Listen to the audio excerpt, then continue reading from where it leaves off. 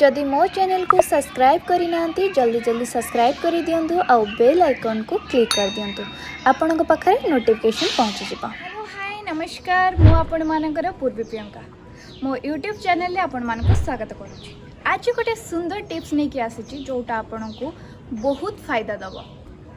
चुट्टी सबुठु बड़ टेंशन आमर चुट्टी झड़वा चुट्टी ड्राइनेस हवा आमर रूपी हवा बहुत सारा प्रॉब्लम्स थाए तो से सबुरु गोटे दिन नुहे गोटे वीक यूज कले आपको रिजल्ट मिल।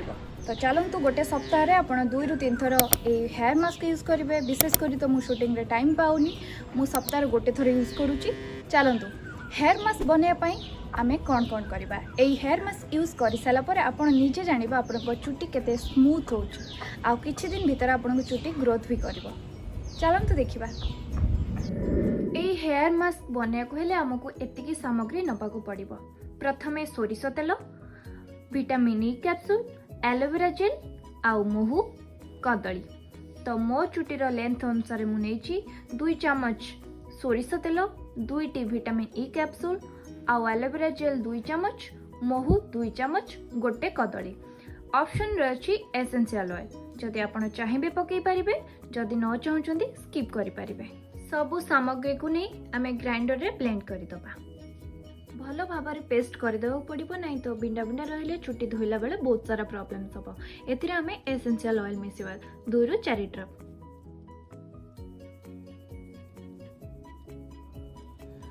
मु सब ब्लेंड कर देची आपको भल भाव में आउ थे हाथ मिसईदेवी बहुत बढ़िया से हो जाए।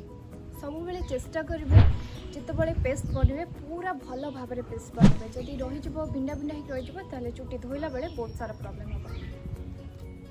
चुट्टी भल भाव में लगेदेवी चुट्टी कंगी करके लगेदेव।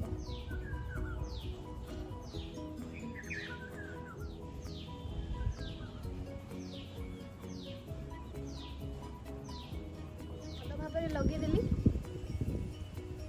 कंगी करके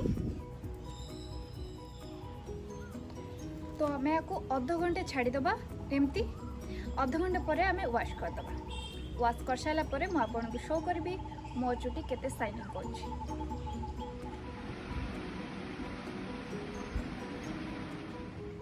मु चुट्टी वाश करके पड़े आसी देख मोर आग अपेक्षा चुट्टी केते स्मूथ लगुच आ शाइन भी करुच्ची ना मु कंडीशनर लगे ना मु चुट्टी किसी सेरम लगे खाली से हेयर मास्क लगे शैम्पू रे वाश कर। मु गुड वाइब्स रो बनाना शैम्पू यूज करती तो मु कहबी आपण मानक आप निश्चय ट्राई करंतु ए हेयर मास्क आपन को बहुत बढ़िया रिजल्ट दबो।